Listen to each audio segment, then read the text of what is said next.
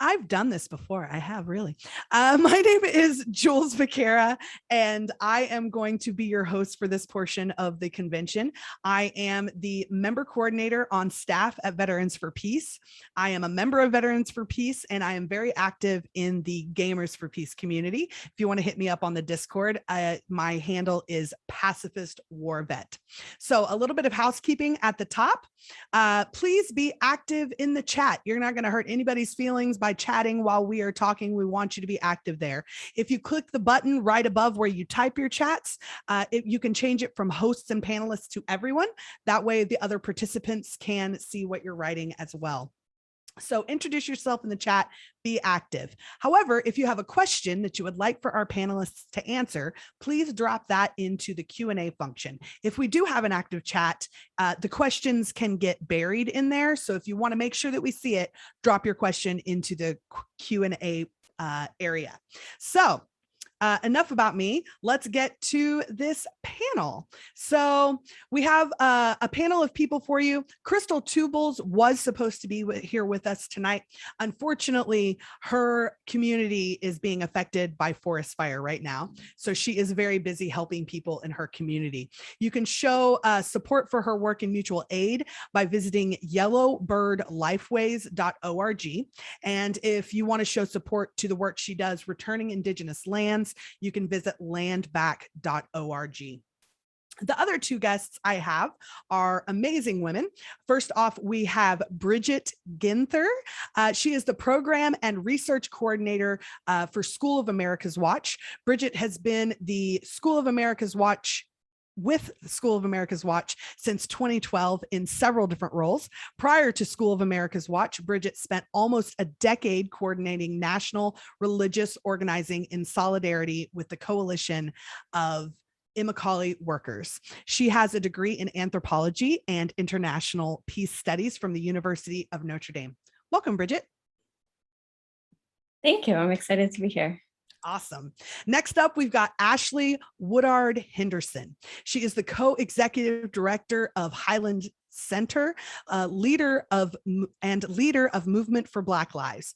She is a 36-year-old Afro-Latin or Black Appalachian woman from the working class, born and raised in Southeast Tennessee. She is the first Black woman to serve as co-executive director of Highland Research and Education Center.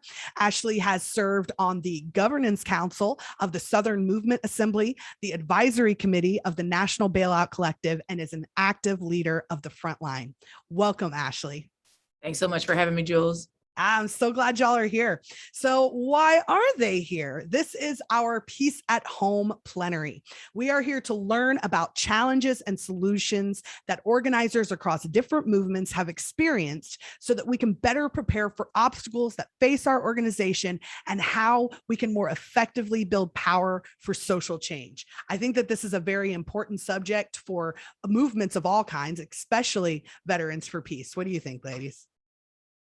It's a critical discussion. I'm so excited to be here with Bridget and you all.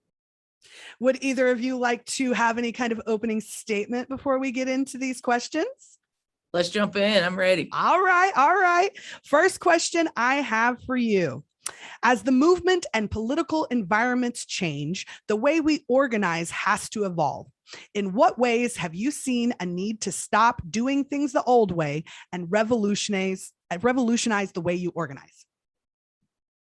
Who wants to go first? I'm going to pick Bridget. I think the question about changing, political realities is so key. And actually, this is something that's been a big challenge for us at SOA Watch. SOA Watch, for those who might not know, was founded 30 years ago as a movement to close the U.S. Army School of the Americas, which was like a notorious training site for Latin American military, many of whom went on to commit, massacres, genocides, terrible human rights violations, and were trained in torture and other things. And so the movement was founded with this very specific mandate to a very specific institution and reality.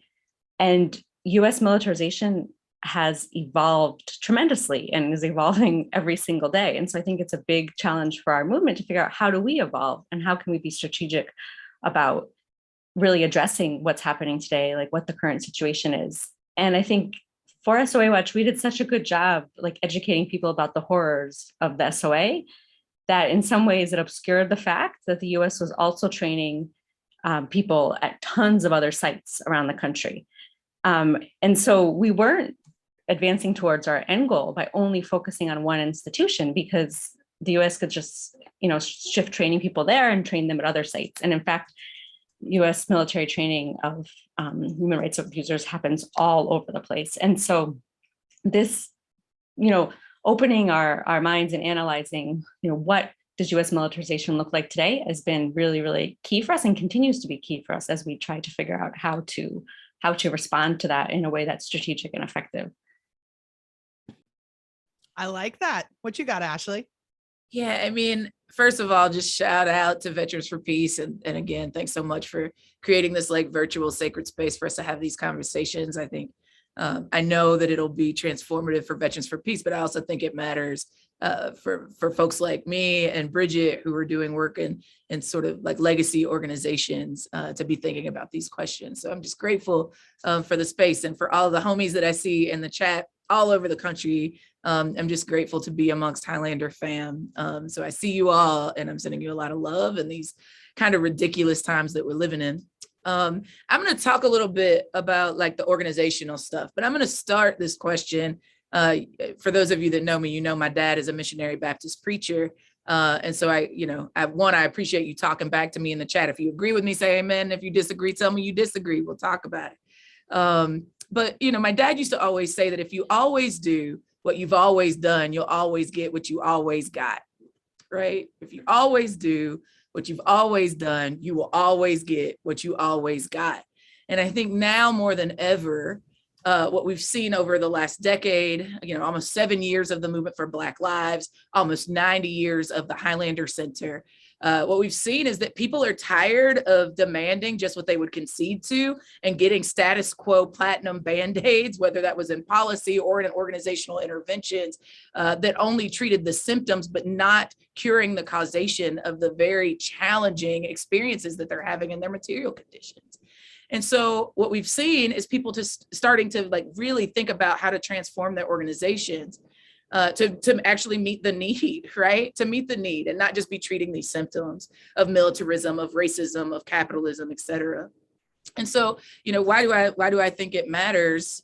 Well, one is because, when I first started at Highlander, it was on the heels of Donald Trump becoming, a warmonger president. And it was stressful. It was stressful. And the first thing that we got asked about when Alan Maxwell Still and I became the co-executive directors, when I became the first Black woman to serve in this position, was, well, what are y'all going to do? Because it's bad out here. What are you going to do for the largest geographic region in the U.S., the U.S. South, for the community that is literally the highest concentration of Black people in this country? They wanted to know what we were going to do about the things that they were living in, right? And the answer was, we're going to talk to people about what they want, right? What is people's understanding of the legacy of Highlander? What is people's understanding of the current work, the contemporary work we were doing in 2016 and 2017? And what was their vision for the future of our organization and why it needed to be relevant in a 21st century capacity? And what we heard overwhelmingly wasn't that people wanted us to do a new thing, right? It wasn't like do a whole bunch of new work or totally change your mission or go through some like long, never ending strategic planning session, though those things are important sometimes. The thing that they wanted us to do was to keep on doing what our mission told us to do, but do that in innovative 21st century ways that increase the scale and the scope of the ways that we were winning, right? To build the next generational cohort of the Southern Freedom Movement. And so when I think about this question in the context of Veterans for Peace, it gets me excited. It gives me goosebumps, because I don't think that what people are asking is for you all to change your mission, right? We need Veterans for Peace. What we're asking for is to do this in a 21st century innovative way that actually gets us beyond just the treatment of symptoms of militarism in this country and abroad, and moves us to actually dismantling that very system from the bottom up, right? To use multi-tactical, multi-sectoral like strategies and organization building and relationship partnership building to be able to actually dismantle it. the period on the sentence for me for this question is that my fear is that if we don't do that, if we don't figure out the 21st century ways that our organizations, particularly the ones represented on this virtual space that we're in, don't do those things, that we will look back 25, 50 years from now and be like, God, we missed an opportunity. We missed an opportunity, this centuries worth of movement building that got us to this moment where we actually could really transform the notion of militarism in this country and in the world. We're there, y'all. 26 million people in the streets, really 27 million people in the streets last year, just in the US alone, that were saying enough is enough. When they were saying defund the police, when they were screaming divest, invest, those folks weren't just talking about police officers in their neighborhoods, though they meant that. They were also talking about defunding the military industrial complex in this country and using those resources to actually meet the human needs of our people, right? What an opportunity when the wind is in our sails to actually be innovative and move this country forward in a way that actually gets us the kind of peace that is rooted in justice, rooted in liberation and freedom, right? Rooted in our notions of beloved community and bending the moral arc of the universe towards justice. Now is the time for that. So I don't want to get into a fake fight about the binary of old and new. What I want to do is think about how do we actually take the time to sum up and analyze and have an assessment of the best of our work and build on that in a 21st century way that actually gets us to the finish line in our lifetime. I think anything less is a cop-out in this moment. Yeah, I agree very much. Would you mind giving us an example of one of those strategies or innovative ways that you moved towards your mission? Sure. Bridget, you want me to go first? Yeah, go ahead. I mean, I think a lot of ways. Some ways are really simple, right? It's like, I mean, for those of you that know the Highlander Center, you know that it's based in rural East Tennessee, and that we've really been intentional about being place-based, right? We work with Southerners, we work with Appalachians, we specifically work where they live, right, in community. And so one of the ways that we had to do that was get really serious about virtual work, right? Vertical, like all these like digital education experiences, particularly over the last year. And so, you know, many of us who came from traditions that were like, yo, you don't organize online, you organize and you build power in person with each other in relationship. We really had to struggle through, right? Myself included, that my purist politics were going to get us really stunted. And what I found is that physical distance didn't stop us from practicing social solidarity, that these virtual tools are actually just that. They are tools to create containers for people to be able to build together. And what we saw was that we were able to reach so many more people, not to erase the fact that the digital divide is real, but that we were able to create educational and spiritual experiences for people that met them where they were at in a time where they didn't have connection with each other in a physical way. So that's like one really topical example. I think one that's actually more relevant is related to the movement for Black Lives and the work that we did to support the frontline. And so folks that don't know the frontline, you know, short story is that come August of 2020, it was clear that without some significant intervention, Donald Trump was gonna have a second term. And that fascists and Trumpists all across the country were going to be a problem. But what we also knew is that Joe Biden is just a neoliberal, and that's not actually necessarily good for our folks either, right?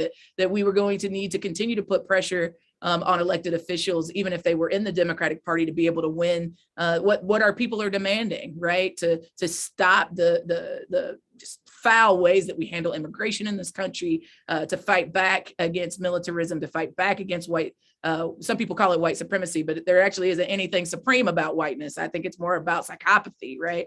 And to do the work to make sure that our people got what they were demanding. And so the Frontline was created to do those things, to make sure that we came together across our differences, our siloed sectors, to work together to save the semblances of democracy in this country. And the biggest lesson of a pivot that I think was true for our movements, particularly those of us that identify as the left, those of us that identify as progressive, those of us that identify as liberal, is that we knew we were not only going to have to work together with people that we didn't always agree with on everything, but that we were going to have to keep that unity through the election, right? That we couldn't just get through November and then be done, because the first 100 days actually was going to be critical to winning some of the things that we've demanded. And so we did that. Our assessment was right. And bringing those people together, bringing those sectors, right? The peace movement, bringing people together from labor, bringing people together from the Black liberation movement, bringing people together that were doing immigrant justice work, bringing people together that were doing, sovereignty work for their nations and their communities, actually was what got the goods, right? There was a question about whether or not the 27 million people in the streets that were protesting would actually turn into voters.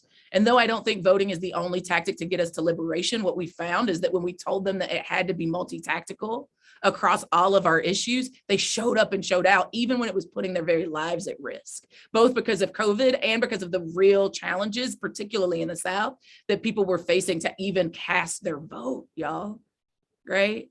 So what we found is that when we tell our people the truth about the dire stressors of what's happening in this country, they already know because they're living it.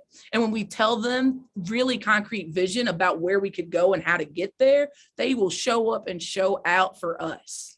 They do every time.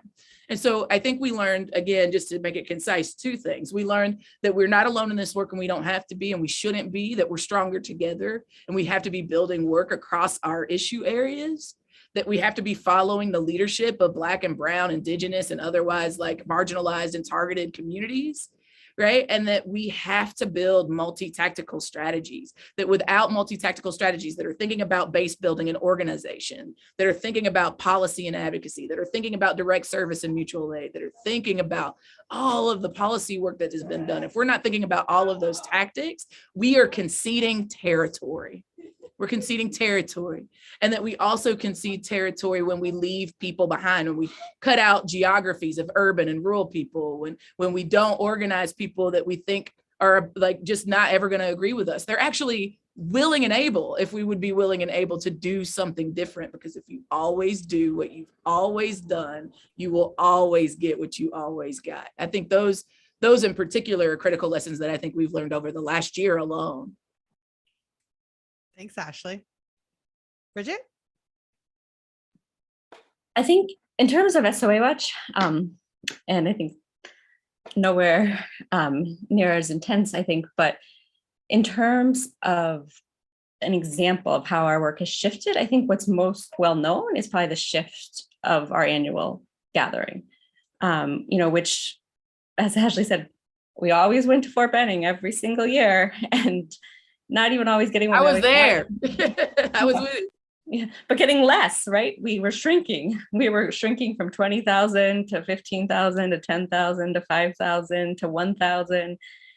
And I think as we discussed, what is happening, there was so many things to think about, but in many ways, because we had fallen into this pattern of going to Fort Benning, it almost became like autopilot.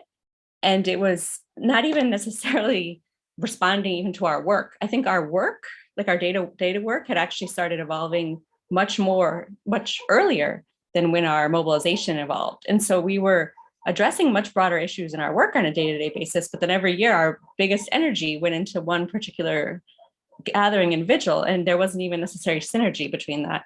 And so but I think the reason that our work started to evolve and then the mobilization started to evolve, I think the most important question was asking ourselves, who are we accountable to?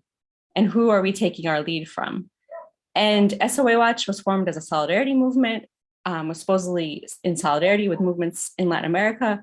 Well, were we actually determining our course of action based on their demands? And no, I don't think we were at the time. And so asking ourselves the big questions, well, who is most affected by US militarization in the US, throughout the Western Hemisphere, as that tends to be where we work, but throughout the world, and are we listening to those voices?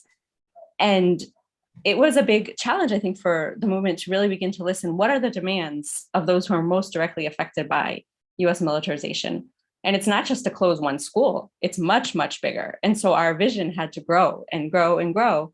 And then our mobilization had to evolve to meet our vision, to meet our goals. Because what happened is our goals evolved first, but our tactic didn't. We had this really important mobilization. And I think it's really like the vigil at Fort Benning had emotional importance to a lot of people.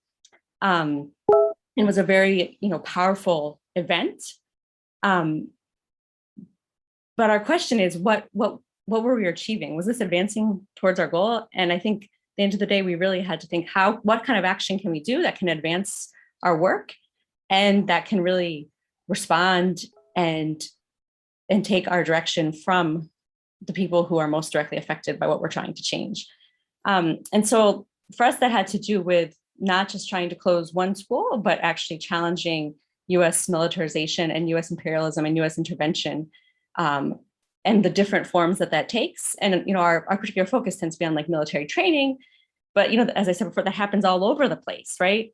And US militarization happens all over the place. And so for me, I was based in Honduras for a lot of years, and social movements there, nobody was saying, oh, what about WINSEC? They were saying, the US is who's propping up our president, right? Like, he committed fraud, they're shooting people in the streets, but it's the US that is keeping him in power. And so, in the US military aid, the US police aid, and so we had to broaden our vision to really address that. And then we had to think strategically, well, what kind of annual mobilization can advance our goals? And so the shift that took place to the border in many ways was trying to bring our annual event into synergy with the work and into synergy with what the demands were from people who are most directly impacted. And the last thing I will say, as a movement, it can be hard because patterns and things that we have done a lot oftentimes have a lot of meaning to a lot of people, for those of us who participated in them. And so it's really a moment to ask ourselves, well, why are we doing this? Why is this event so important to me? And to wonder, is it because it makes me feel good? And I think especially in the solidarity movement, it's really important are we doing this because it makes us feel good? Or are we doing this because it's actually something strategic and responsive and what our partners are asking us to do? That's actually a great segue into our next question, because it's talking about gathering people together. The next question is, what is the difference in creating instances of mass digital or physical turnout versus true organizing that builds power? You want to go first, Ashley? Sure. I mean, I think a lot of thoughts, and y'all, I see your questions in the chat. I'm like holding, because I think we might get to answer them live if we have time. So, but I see you. I think that some people think that, everything is spontaneous or everything was orchestrated, right? It's again, I think, a fake binary. I think that what I've learned over the last 7 years of the movement for Black Lives, and even before M4BL got started, when I go back to thinking about the uprisings in my own hometown of Chattanooga, Tennessee, when police murdered a Black man named Wadey Suttles, or even before that in the 50s and 60s, when, there were rebellions all over the country in defense of Black lives, right? None of us are the first, last, or only to experience these moments of great rebellion and resistance, and essentially time bending to win us more for our people, right? But I will say that there are seeds planted all along. Part of the reason to know that history is because it's planting seeds, right? That sometimes take a minute to flourish into 27 million people into the streets, right? When they murdered Trayvon Martin, we saw protests, we saw rebellions, we saw people organizing, we saw advocacy and policy work, we saw direct service and mutual aid, right? But that wasn't the same thing that we saw 7 years, actually more like a decade later, when George Floyd was murdered, after Sandra Bland, after Breonna Taylor, after Tony McCade, right? So do I think that the organizing that the Movement for Black Lives and our 150 plus organizations on the ground all over the country did led to this moment where 27 million people got in the streets? You damn right I do. I know we did, right? But can we now just get on the phone or go on Facebook and say, all right, 27 million people, go out and protest about this other thing and expect that they will mobilize just because we asked them to? Unlikely, right? So I think part of the thing to the question, Jules, isn't necessarily, is there a beef between people that mobilize and organize? There shouldn't be. If I'm trying to build a house, I don't just want a toolbox full of hammers, right? It takes multiple tools. Again, we need a multi-tactical strategy that includes both mass mobilization and includes mass political education and includes mass organizing and base building. We need all of that. The question is, what is your role towards building this house, right? What is your role? And do you know what it is? Do you know how to play it and play it excellently? What is the way that you consistently sum up what the vision is, right? I was talking to a comrade recently, and we were, dreaming and scheming about revolution, right? And I was like, how do you know if you're in a revolutionary organization? And she was like, I can tell you what I know you don't know. If you don't know the vision of what you're supposed to be doing and the role that you're supposed to be playing, then you are not a revolutionary organization, right? And I think that's true even for our regular smegular, not trying to pretend to be revolutionary organizations, our mass organizations. If we don't know where we're going, then not only will we not be able to organize people, we won't be able to do the simple thing of mobilizing them either, right? So I think that we have done a good job of being like, what we want is peace. I don't know that we always do an excellent job of telling people how to get there, right? How do we get to a world beyond militarism, right? And if we can't crack that nut, we are in trouble, y'all.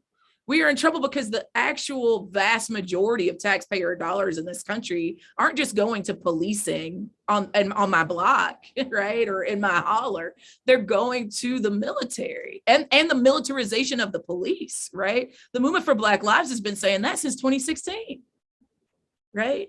We wrote the policy briefs talking about ending military expenditures, right? We've done that work, and I'll drop those links in the chat. The challenge is, what does the movement building strategy look like that gets people to actually believe that they can do something about it, right?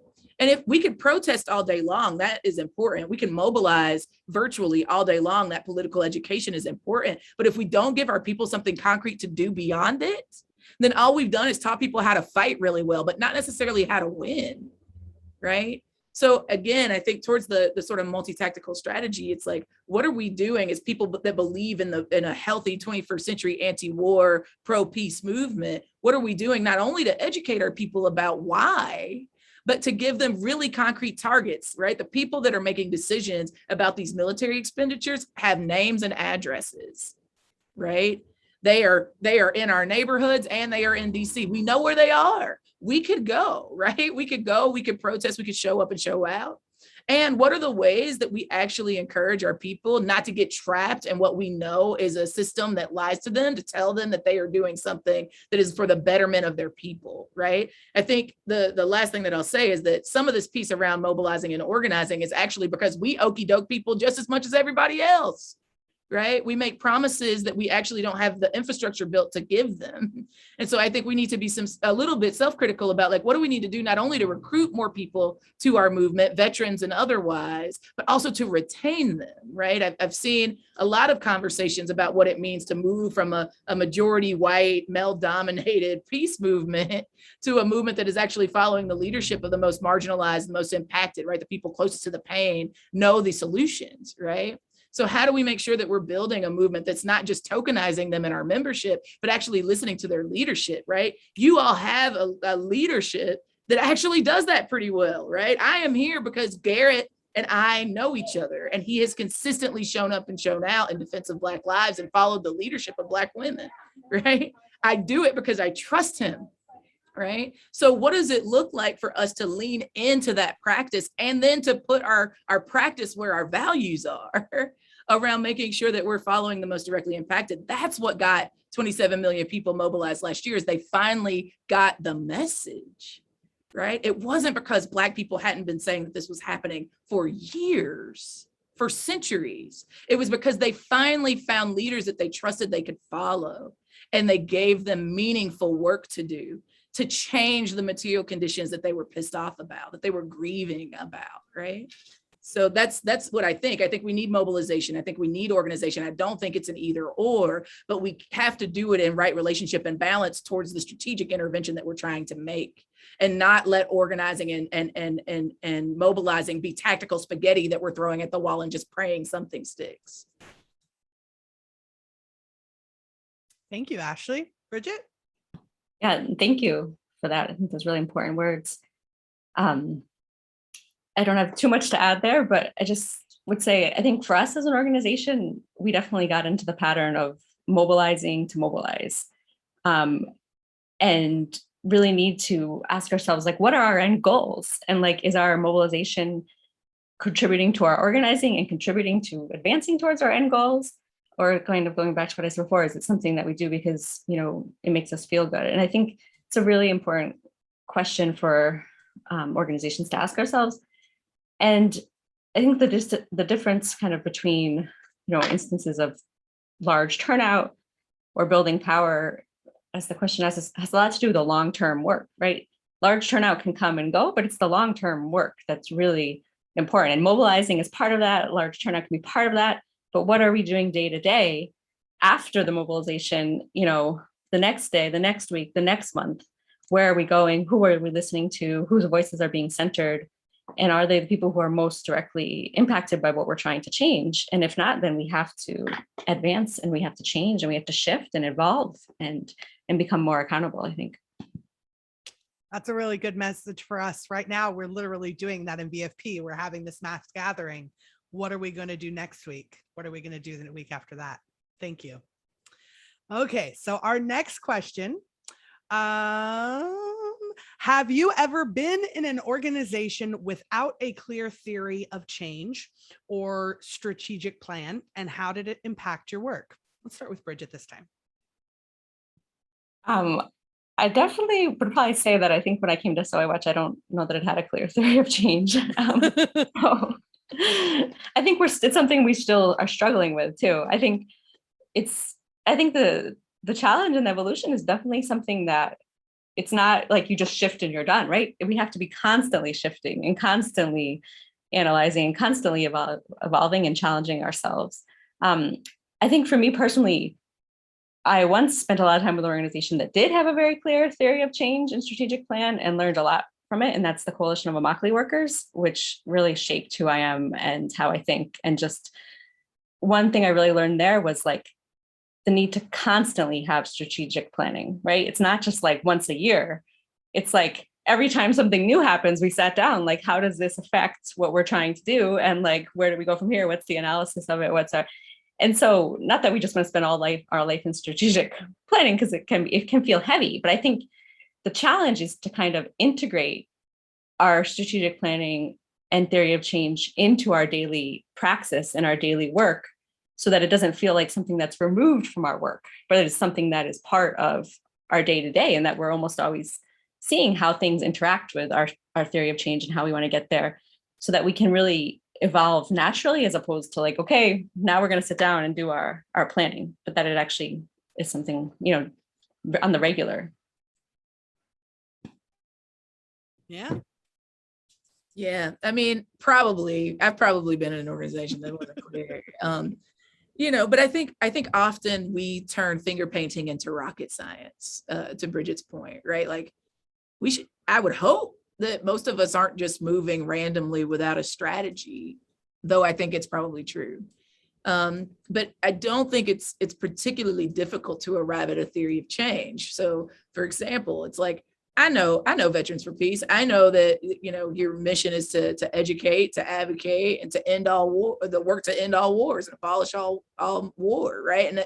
And I think that like towards having a clear theory of change, it's like, okay, if that's what we do, how do we do it? And what do we need to do in this particular movement moment, and the swings of the pendulums between us getting closer to what we want, and then there being backlash that retreats us, and then moving forward towards what we want, and then getting jerked back again, right? Where are we in that pendulum swing, and what does that inform? How does that inform our strategy, right? How we do what we want to do, how we try to drive this bus to get to where we're trying to go, right? And so I think that for me, when I think about the necessity of a theory of change or sound strategy, I don't think you have to overcomplicate things, right? I think y'all already know where you have alignment, because it's why you joined Veterans for Peace, right? You appreciated who you all say you are, and you were touched in some way by the vision of getting to a world without war. The question is, what does the work then look like? Particularly, and I don't think this is I think this is an actual really normal thing that I'm seeing across social movements right now, especially for chapter-based organizations, where there's like, okay, like the folks on the ground in our chapters see what's up. They know their people, they know how to move their folks. They're trying to organize, and they're a part of a national formation because they want to be stronger together, right? And now, what does that mean? What does that mean? What is the priority? Is the priority local campaigns? Is the priority a national intervention that requires all of us to do one hard thing together? And I'll tell you, when we were starting the movement for Black Lives back in 2014, one of the first questions I asked was, what is the impossible thing that only becomes possible if we do it together, right? Because if I wanted to just be in an organization where my individual work got stronger, I wouldn't join a coalition, right? I would just tell partners to hook me up with anything they could give me to make sure my local work got done well, right? But for the movement for Black, because we were already doing Black liberation work before Mike Brown was murdered, right? So the question to me for Veterans for Peace, for all of our comrades in struggle, is what is the impossible thing that you're attempting to do together? And how do you do that impossible thing, right? I believe that you all already have a theory of change. I think y'all believe that organization is the formation that changes societal norms, right? I believe that y'all believe in organizing and base building. That's why you have members. I believe that you believe in mobilization because, as it was said in the chat, sometimes that's just what we know how to do. And we know that direct action can put political pressure on so that impossible policies actually can become implemented, even if they're not enforced, right? So we know that already, but what is the impossible thing that only becomes possible if y'all do it together? That feels like a really exciting opportunity to have a conversation about the future work and how that relates to the present work of what Veterans for Peace is doing. So, I do think that there are lots of organizations that are, for lack of a better word, and forgive my sharpness, are in a little bit of a navel gazing moment where the work actually could really be delicious, right? What does it look like to go super internal in a moment where people are ready to throw down, y'all? Like, I think I have questions about that as a strategy, right? Like, I think we should move in a way that actually encourage our people to actually do the work. And I think that there is a necessity for leadership in this moment to call the question, right? Like, who are we going to be in this moment? And even if it fails, even if we don't win everything we wanted, I think now is a moment for doing and assessing what we're doing as we're doing it. To Bridget's point, I think that we sometimes let perfection be the enemy of the getting any goddamn thing done. And I think that would be a failure of our movement in this moment. Wow. Whew. Y'all are just laying down so much knowledge on me right now. Okay, let's move on to our next question. Despite the need to adapt to new paradigms, how are you incorporating intergenerational organizing? You want to go first this time, Ashley? Sure. And I love this question in part because y'all know intergenerational organizing. Sorry, y'all, I'm in a place where people walk down the street just real loud and excited about everything. If y'all hear them, I encourage you to take some of that joy with you off the call. So yeah, part of the reason I love this question is because, intergenerational organizing is a methodology of the Highlander Center. It's something that we say you have to be able to do to be able to win the transformation that we want to see in the world. And why do I think that's important? I'll drop a link. If you go to the Highlander Center website, highlandercenter.org, and you click on our methodologies, you'll see that there are one-pagers that break down the definition in plain people speak with illustration, what intergenerational organizing means to us, and some questions and processes to know if you're doing it or not. And so part of the reason I love it is, one, I think when people think intergenerational organizing, they think like, oh, this is like that thing where young people respect their elders. And that is true. That is true. Though I don't believe age makes you an elder. I believe that your work and your right relationship makes you an elder, right? It's a title, it's a status, it's an honor to be elder. You don't just get it because you're an old person. I think that the opposite is also true, that it teaches us to value the things that young people have to say and to contribute, because they also are experts at their lived experience. They know how to fix ageism, right? Because they are the most directly impacted by it, right? And we know that most social movements get nowhere without the energy and the sacrifices and the brilliance and the sort of, it's not even that they're unafraid, it's that they move even when they're afraid. That gets so much of the pressure in our direct action and mobilizations happening, right? So I think in terms of the methodology, it's like, how else do we build a multi-generational movement that gets us what we want and allows for us to have the power built up that we can sustain those victories if we're not building an intergenerational movement, right? Now, do I think there's a hell of a lot of challenges to it? Absolutely. Let me tell you why. Sometimes it's because we're very high ego and very low impact, comrades, right? We all think we're right, and we're more excited about being right and being the center of attention, being the expert, than we are about building the kind of social movements that are required for us to win.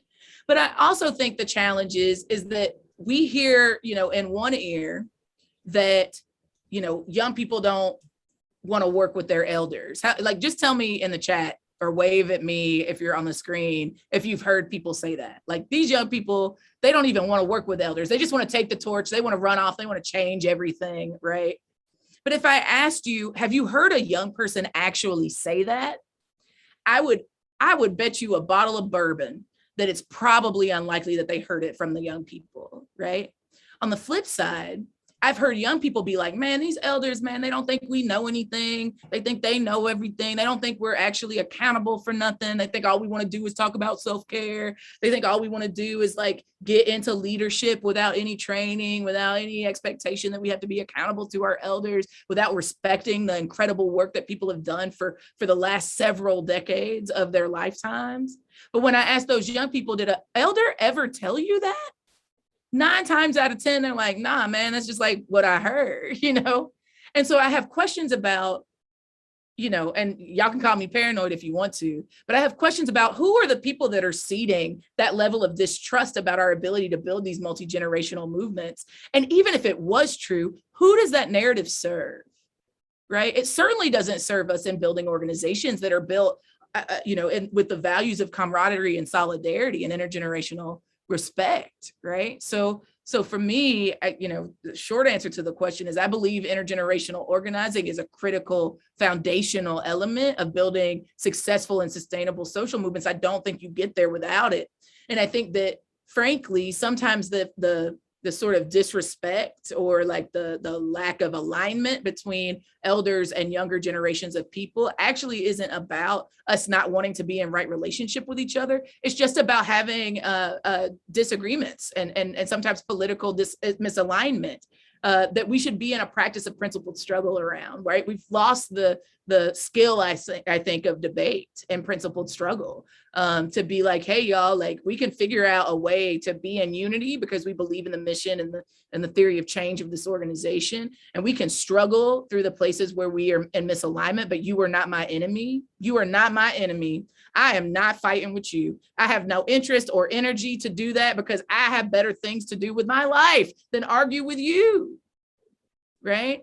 And my priority with you is to get back to a place of unity and right relationship for the sake of getting this fucking work done, y'all, right? That's the actual goal. The goal isn't to be in an ego-tripping power struggle over who is the most right in our org.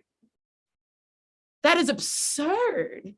The work right now is to make sure that we stop this military industrial complex for taking all of us out. That's actually what's at stake right now, right? So if we are in a moment where we think it's more important to be in fake fights over age and what knowledge looks like in any given generation of humans that might be members or impacted by the work of our organizations, more than we actually care about destroying, the institutions of militarism and the state that allows it to function, then I have a real concern about whether or not we are ready to meet the moment that we are in right now.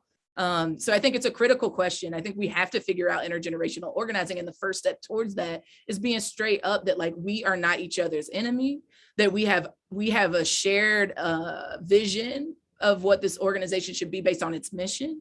And we will be in struggle about the tactical misalignment that we might have to get there, but we won't stop working towards getting there because we are we want to be in right relationship. We are each other's keeper, right? We need each other to survive this. So I think it's critical. I think it's critical to do intergenerational organizing.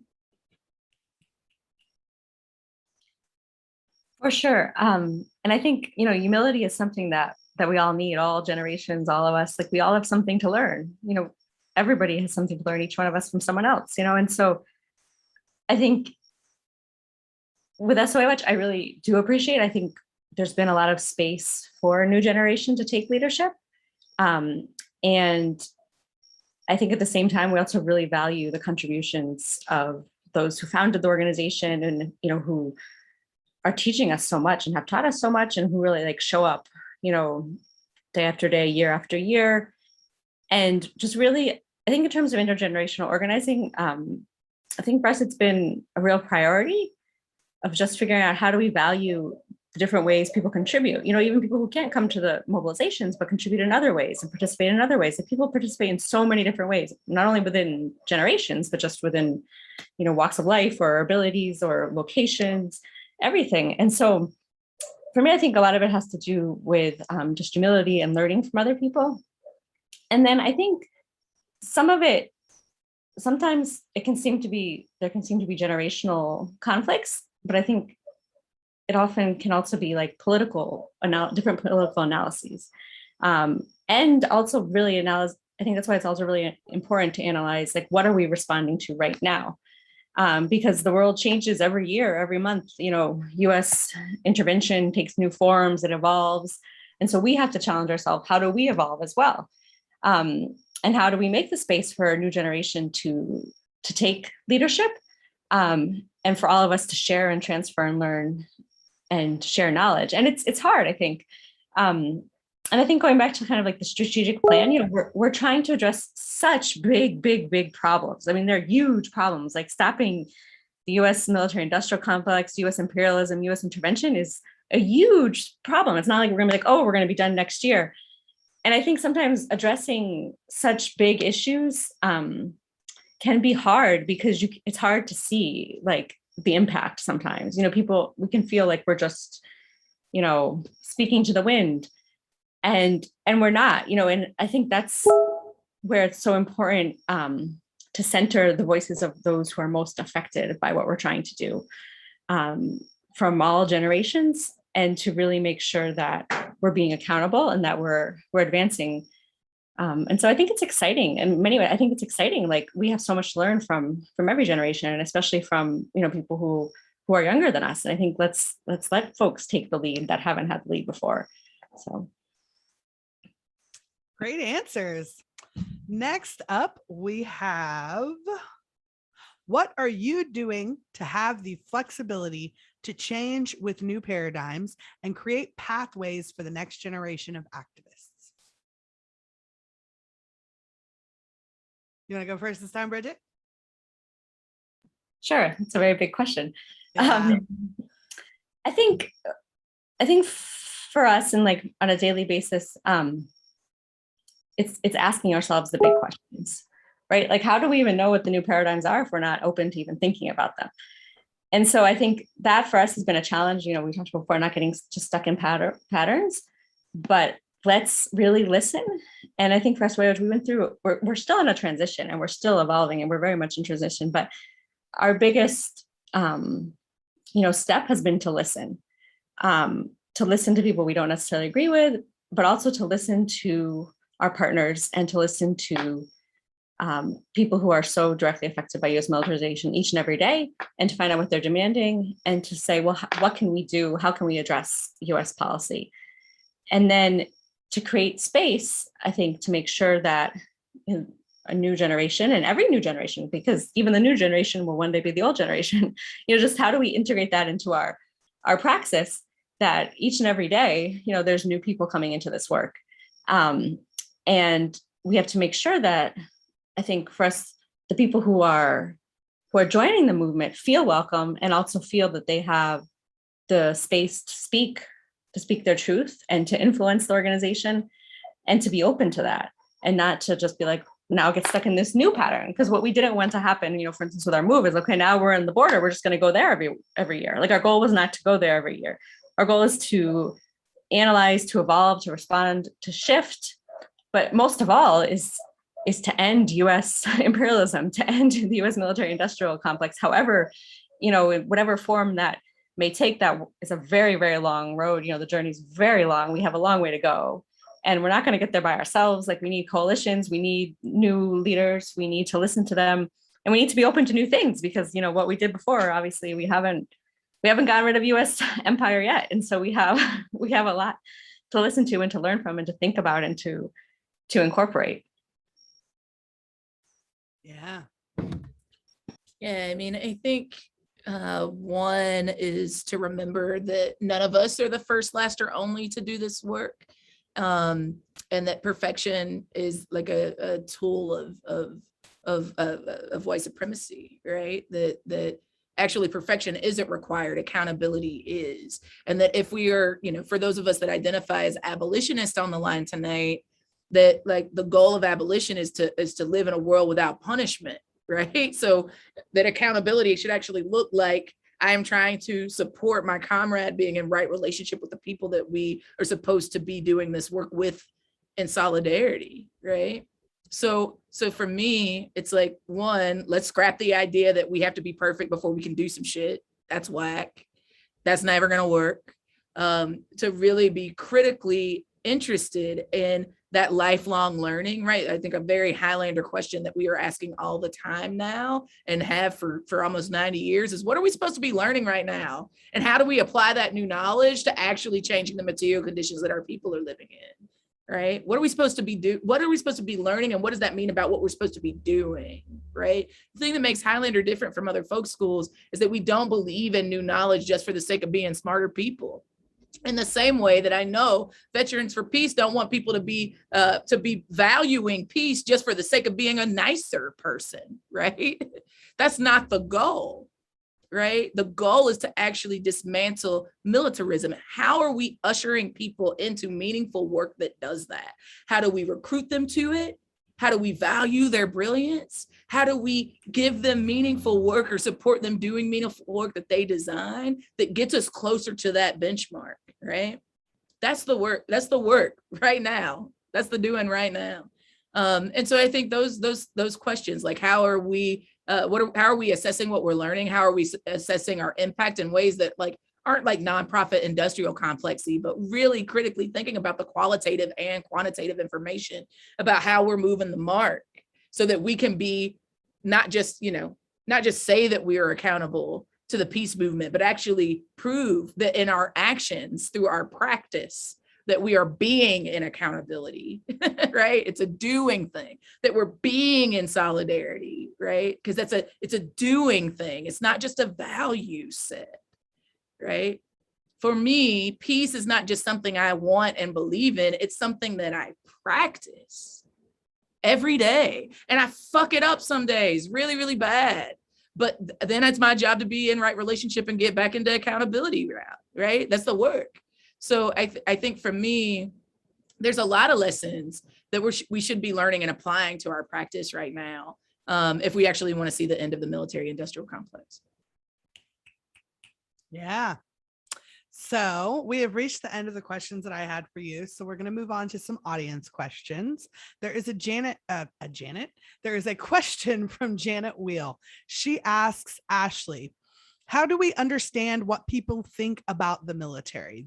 For instance, the beautiful photo of their loved one in their uniform, for example, and then give them new information and tools without being condescending. Yeah, I mean, one, I think I'm going to start at the last one and work my way back up to the top. Thank you for the question, Janet.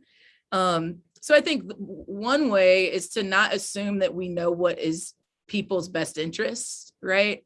I think that we have a value set that then we just regurgitate onto people without doing the actual work of breaking down how the system actually doesn't work for us and wasn't designed to. It's working exactly as it was designed to, which was not in our best interests, right? But for people where I live, joining the military means you got a good job, you get to travel, you get to leave where you're from, right? They tell you get to go to school, right? Like all the stuff that they told y'all, right? Is what they tell my working class community, and my community took the bait, right? And they saw it again as in serving their communities, right? The same reason for some of my colleagues that they joined the military was the same reason I joined the movement, right? And so I think assuming that I think part of the reason it's condescending is because we're telling people that we know what's better for them than they know what's good for themselves, instead of creating the space for them to arrive at that very fucking logical conclusion, because they're brilliant people, right? And so I think it's really critical that we actually sort of, approach some of our organizing work with some humility, and to I think that we often say like we believe the most directly impacted to be the experts, but I think sometimes we practice as though we're the experts that need to educate everybody else to understand why this peace movement is so important. And I think that's a problem. I think it's a turnoff. I don't think people want to get down with it. I also think we got to check our patriarchy and homophobia and sexism, all that at the door, right? This racism shit, like that's some shit we really got to struggle with internally. We really do. We still do, right? And then I think to the first piece of this question, I think that we have been working with this organization called United Vision for Idaho. If you haven't checked them out, you should. Adrienne Evans, a woman, is a really incredible leader of that organization. And they've been coming together and text messaging every Republican voter in the state of Idaho. And instead of approaching being like, you did a really stupid thing and it is messing up the lives of all of us, why'd you do that? They ate some humble pie, drank a cup of Act Right, and they texted them from a space of real inquiry to be like, hey, you voted this way, and we are really genuinely curious about what drove you to do it. And what they found is, well, the research is coming. They're about to spread it into other states like North Carolina very, very soon. And many of us, I think someone asked a question about like, should we pay attention to the right and folks that are saying things that we know to be the antithesis of our values. There are people that are doing that take some of that burden off of those of us that don't necessarily want to or should, that have been doing that kind of research. And what we've heard overwhelmingly from these folks that are joining the GOP's ridiculousness, folks that are joining the Tea Party, folks that are following Trump, folks that are joining white supremacist organizations and paramilitary forces and joining the military, is that they're looking for a place of belonging. I'm going to say it one more time because I want you to understand how deep that is. People, white people in particular, are joining these organizations, white supremacist organizations, the Tea Party, the GOP, the military, et cetera, because they're looking for a place of belonging. What does that mean, Ash? I'm glad you asked. What it means is that they didn't feel like they belonged to us. And guess what? Overwhelmingly, they're pretty right. We've conceded them. We conceded them because they were in rural communities. We conceded them because we don't know how to talk to poor people. We've conceded them because we assume that they didn't have anything in common with us because they voted a certain way. We conceded them because they were people of faith, and we believe that faith is the opioid of the masses. All of that stuff, right? We've conceded them because we just didn't feel comfortable with organizing and base building for all sorts of reasons. They didn't feel like they could find a place of belonging with us.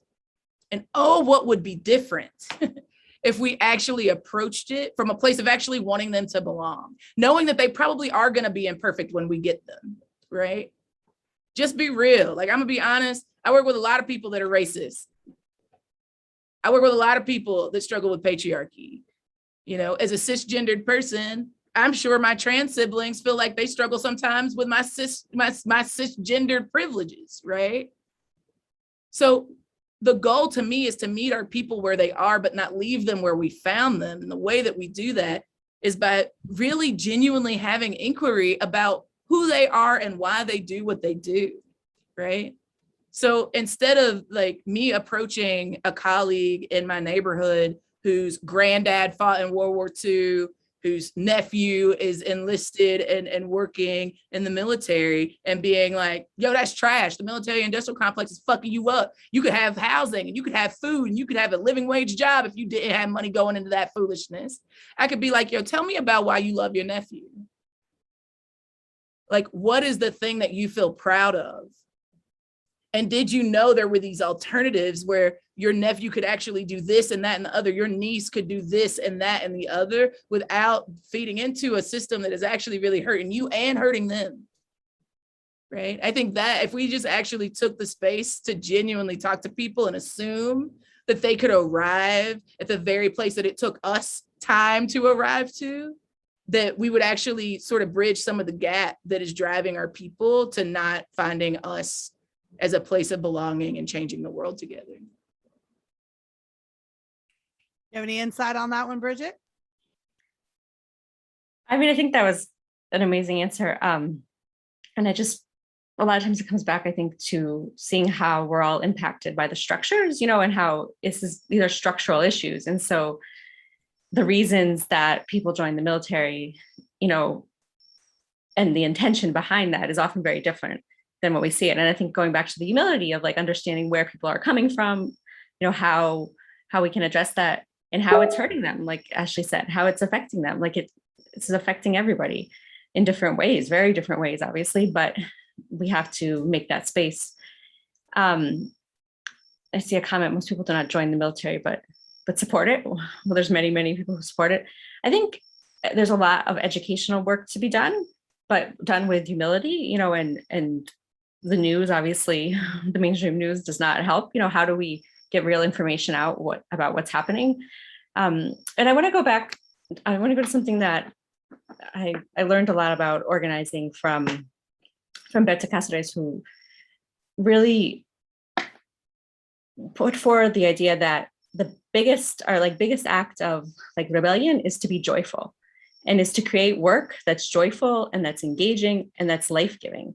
And like oftentimes dealing with, you know, what we're dealing with is hard, it's heavy, you know, like many times, like in addressing US militarization, I mean, we're dealing with people who are being killed, you know, people's lives are being destroyed, like the US military does terrible violence. And that impacts us. And how do we look internally to make sure we're not reproducing these structures of oppression, but can instead really be accountable, but also create movements that are joyful and that are like something you want to be a part of. You know what I mean? Like, I don't want to be a part of an organization that's just like so heavy. Like, these are heavy things, but how do we address those heavy things in a joyful way, in a way that is welcoming, and in a way that is something that people want to join and want to be a part of? Great answers, ladies. I see a question I really like here from Monisha. Have y'all wrestled with settler colonialism / colonizer mentality in your orgs? And if so, how have you learned? What have you learned in the process? Yeah, I'd imagine that any Black, brown, or indigenous or you know, BIPOC I hate the word BIPOC, but y'all know what it is. Person that works in a multiracial or white, historically white organization probably feels like the answer to this question is yes. Like, it's just true, it's a yes. And what do I do to uproot it? I mean, I think multiple things. It's like, one, we have to name a thing, right? You can't actually dismantle a thing if you can't diagnose, if you can't say what it is, right? I can't treat a cold if I can't name the symptoms and the actual cause of those symptoms, right? So I think the first step is, like, you know, not to be facetious, but the first step is to admit we have a problem, right? We have a problem. We have a problem with, you know, setter colonial, like, political tendencies in our organizations. And, you know, I'm a Southern supremacist, y'all. Like, I believe as goes the South, so goes the nation is a fact, not just an opinion. And I feel like many of the ways that national organizations in particular, regardless of the demographics of their leadership, tend to fly into my region when it's convenient, you know, take capacity and resources and then fly back out. That happens often. So I think we see this sort of settler colonial practice a lot in the nonprofit industrial complex. So I don't think it's particularly unique to one kind of organization. I think we're all trying to undo what we've been taught. But I think the first step is to admit that, like, a thing exists, that we have to dismantle it even internally. I think the second thing, though, is the how we do that. And I think there's a time and a place for the turn up, but I also think that there's been sometimes a tendency, an ultra left correction to weaponize identity in ways that have not been useful for actually dismantling the thing, right? And so I think, again, towards the point, it's like, if we're going to be in these sort of multiracial formations, building these multi-tactical strategies, doing that sometimes in places where we are not from, right? That there is actually a process, there are rules of engagement that actually center the brilliance of the people that are closest to the pain, right? And I feel like if we thought about our strategies in ways that to me, when I think about abolition, I think about something that Andrea Ritchie often says about abolition. The abolitionist solutions get us 1,000 miles ahead of the harm, right? So if we know that we are coming from a context that's really been rooted in settler colonialism, what does it look like for us to think about our strategy in ways that get us 1,000 miles ahead of the harm, right? Not just showing up and being extractive, right? Saying that what we're doing is life-saving work, but really extracting resources, extracting the capacity of other grassroots organizations. What does it look like for us to be really intentional about not just doing this work with partners to get credibility and proximity to the work that they're doing, right? But actually being rooted in a practice that helps leave these communities, these organizations, these formations better than when we found them. I think all of those questions are really, and not based on what we think is best for them, right? Let me give you a metaphor and then I'm gonna shut up. It would be like Bridget, can I use you in my example? It's like a romantic thing. This is how rumors get started. So I'm asking for your consent to be in this hypothetical metaphor with me. Sounds great. All right. So let's say I have a crush on Bridget, right? And I'm like, I think me loving Bridget is good for her because I know I love her. So I think that's good for her. And so then I just go and tell Jules and I tell all of you all tonight that me and Bridget go together. That's my girlfriend. But I haven't actually had a conversation with Bridget about if she's interested in it or how she likes to be loved.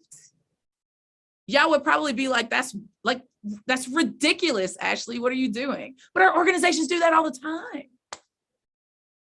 They self-select that they should be the people that do this particular thing for these particular people without any conversation about like what those people want, how they like to be loved, right?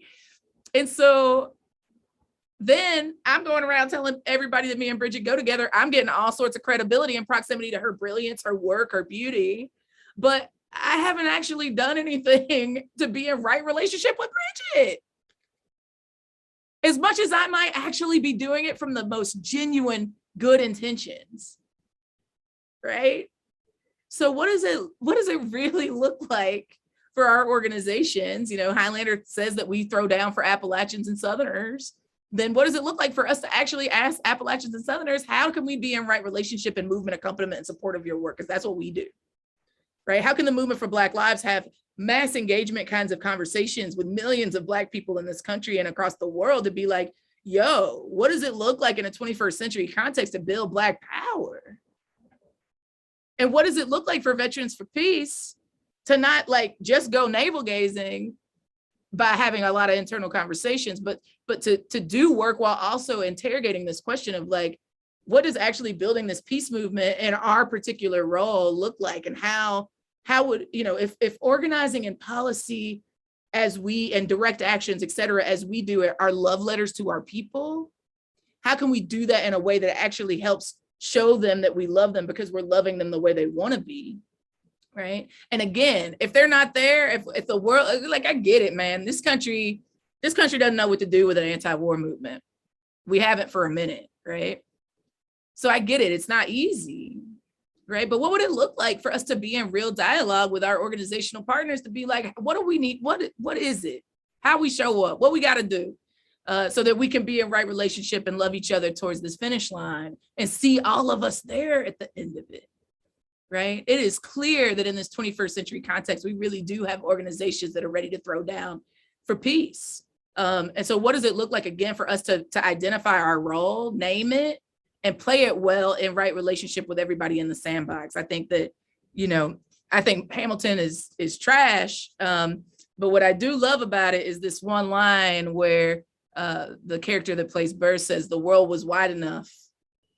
The world was wide enough, right? And I think the world is wide enough for all of us to be doing this great work for the sake of peace. Bridget, do you want to answer that question, or do you want to address the question that you wanted to address from the Q&A? Maybe let's go to the next one. I think that was a brilliant metaphor. I think. Okay. So. Okay. The question from the Q&A that Bridget wanted, oh Lord, there's so many questions. I have to go back and find it. That Bridget wanted to answer. Oh my God, I've lost it, Bridget. Yeah, let me put it. There it is. Okay. How do we know if there are internal saboteurs? I assume the FBI and other establishment intelligence will infiltrate our organizations. So the reason I wanted to answer this question is that in SOA Watch, when we were discussing shifting our mobilization site and not doing a mobilization at Fort Benning, is that somebody actually accused us of being saboteurs, right? And so I feel like it is an important question. And like, I don't want to discount the fact that, there are infiltrators, but I think it's also a way to silence people whose views you disagree with. And so I think many times we'll never know who is an infiltrator, but I think that we have to listen to new voices, and we have to listen. And that can't be a reason to not listen and just think that what's always been done is what has to still be done. And people said, we're gonna, let WNSIC off the hook, and you guys just don't want us to close this away. And I think when you actually engage in genuine dialogue and understand where someone's coming from, you can see the intentions and see actually we really want to address US imperialism, and we really want to address the fact that US foreign policy is what is destroying so many countries and is what is causing migration. And so there's for us, that was the big picture was so important to see. And so as we talked to folks who were resistant to the move, I think just having those conversations and having that dialogue about what is our intention behind it. And so I think in terms of dealing with concerns about people who might be pushing for changes or for shifts, that they might be, infiltrators, I think it's important to really understand the intentions behind it and to really analyze things with a new mind and to be open, because you can also have people who do tremendous damage to an organization who aren't infiltrators, and so I think it's really important on all counts to always listen to people and to really understand the intention and to not use things like this to silence new voices. Great answer. Yeah, I mean, I agree with everything Bridget said. I also think good security culture practices wherever 2 or 3 are gathered, right? There could be, you don't know. I think the best thing you can do is, again, part of the reason that accountability and building right relationship is so important is because whether you are infiltrated or not, if people are acting like provocateurs, it's work. The state's agenda is working, right?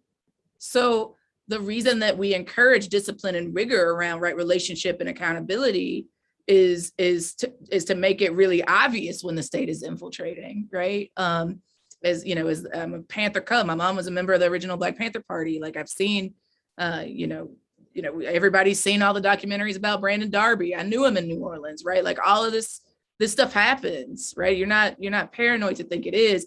But I also think that sometimes our movements pendulum swing. Again, I talked about this earlier, right? We go to extremes, which is really it's not strategic and it's really annoying, right? So I also think that sometimes people that actually are just in political disagreement throw these words like saboteurs and provocateurs and agents and feds, whatever, around with as a counter organizing strategy just to get what they want and to hinder progress when the organization is actually making a decision to go somewhere. So I think 2 things are true, right? All things in dialectics, right? All things in contradiction. I think one thing is that organizations get infiltrated. That is true. And you should be intentional about right relationships, security culture measures, keeping your shit clean, all of that to make sure that you don't get caught up in that foolishness, right? A second thing, a second and a third thing. A second thing is true that like, if we ain't actually doing a whole hell of a lot to threaten the state, the odds that they would spend resources to infiltrate us is really limited. So check your ego a little bit, bro. Like, you know, like I really do think that sometimes we think we are bigger and badder and scarier than we actually are, because we haven't done the work to analyze our and like have a real power analysis about what we're doing, right? So, you know, could you be infiltrated? Maybe. Are there saboteurs? Possibly. Could there be a provocateur too? Probably. But that doesn't necessarily mean it's because you just like out here, you know, about to have a revolutionary moment or whatever.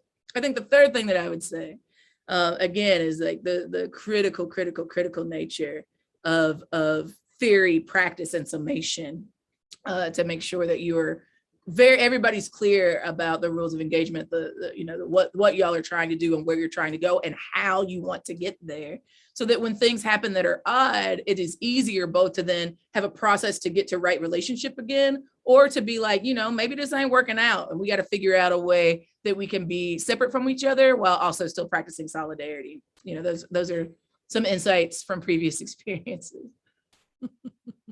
And I just want to, can I add something too from? Go ahead.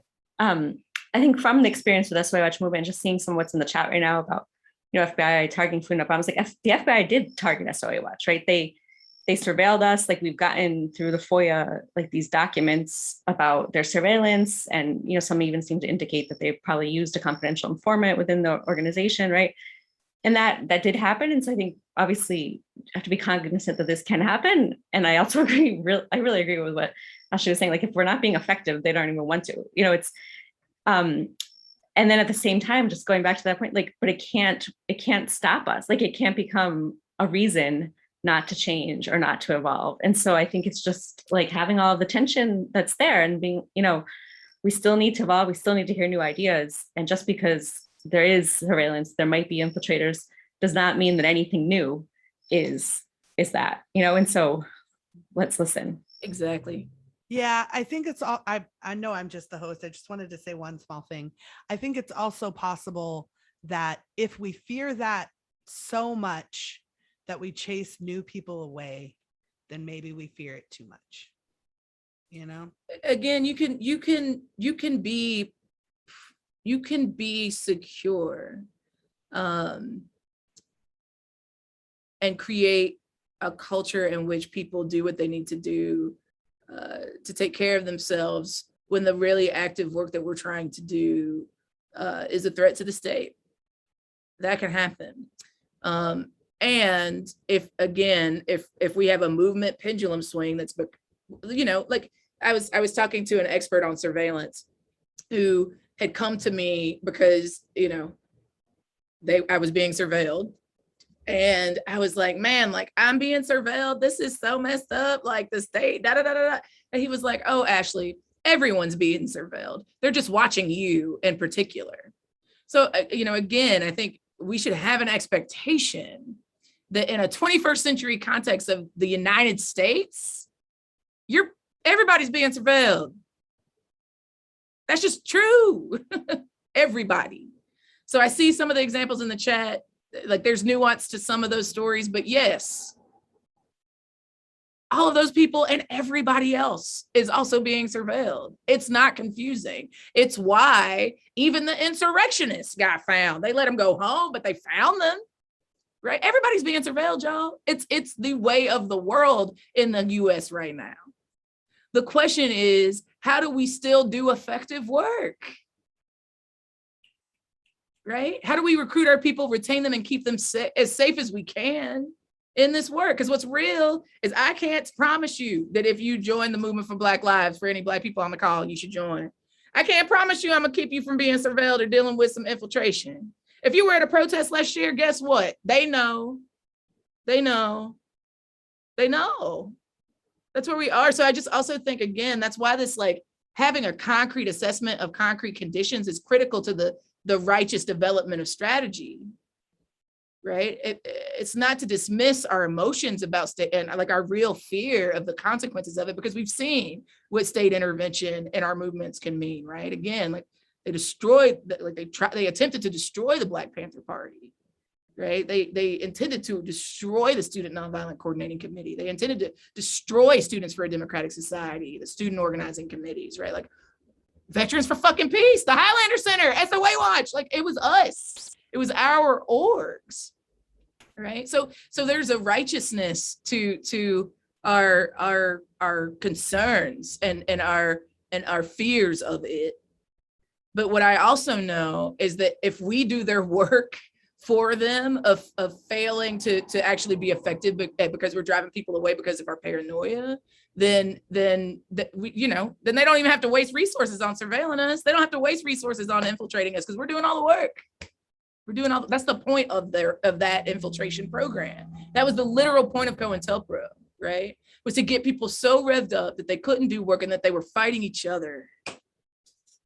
That was the whole point, right? So I think our goal has to be like, how do we practice liberation? How do we practice right relationship? How do we practice accountability so that when those kinds of folks show up, you know, it's obvious. It's more obvious to us, and it's more obvious to us quicker before the damage gets done. And the last thing that I'll say on it is that there are also organizations that really support, let me say this, part of the way that the state flips our people to infiltrate us is by having them caught up in some other legal shit, right?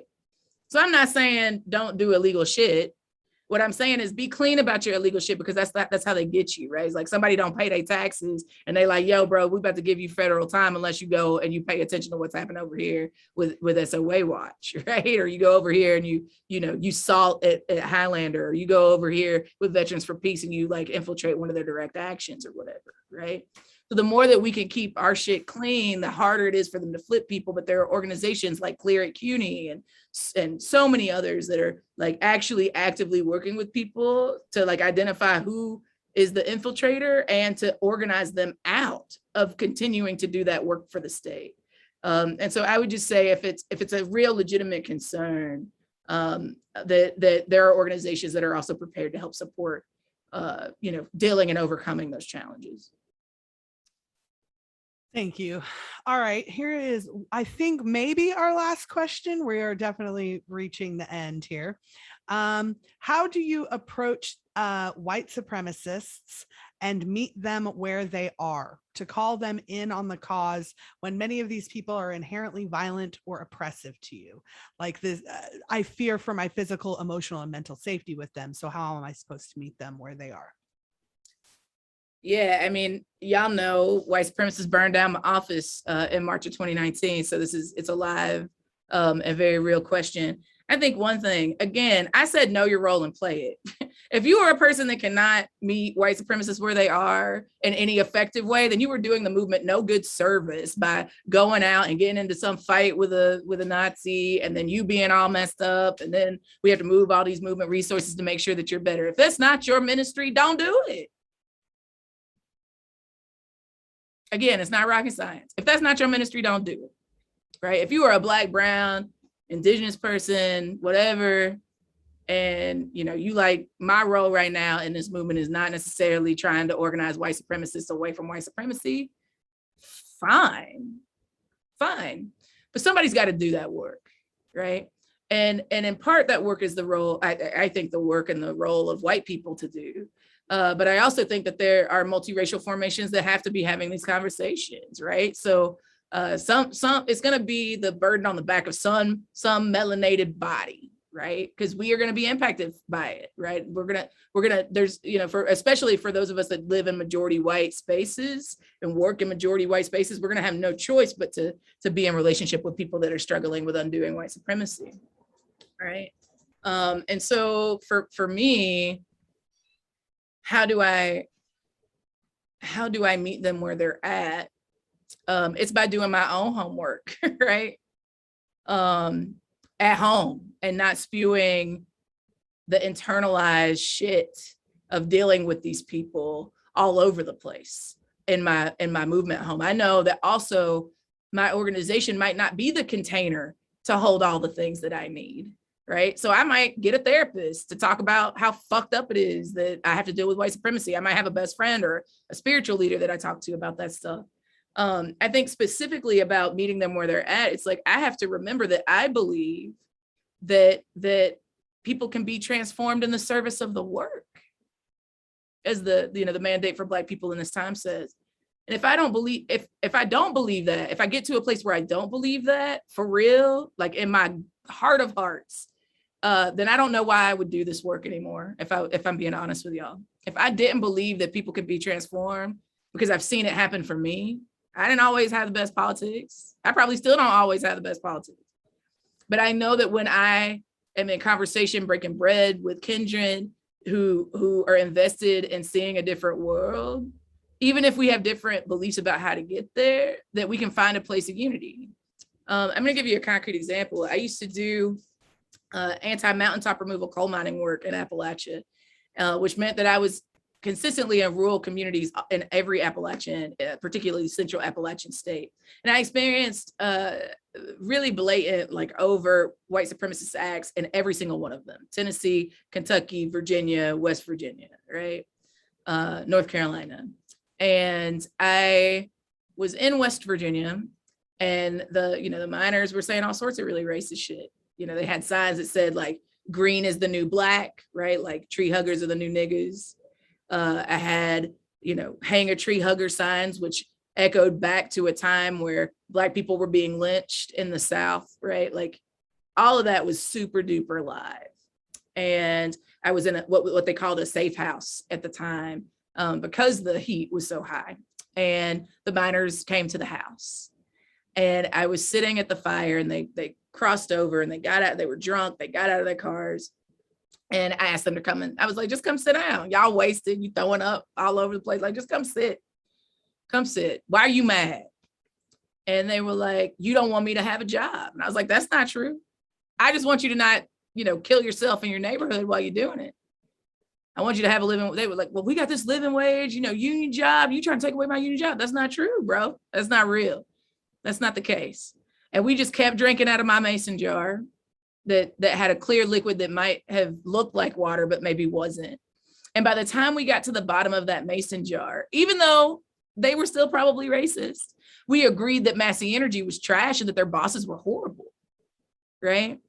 Now, what I know now that I didn't know then is that the reason that those kinds of people get recruited to these white supremacist organizations that then would target an organization like mine was because they were looking for a place of belonging.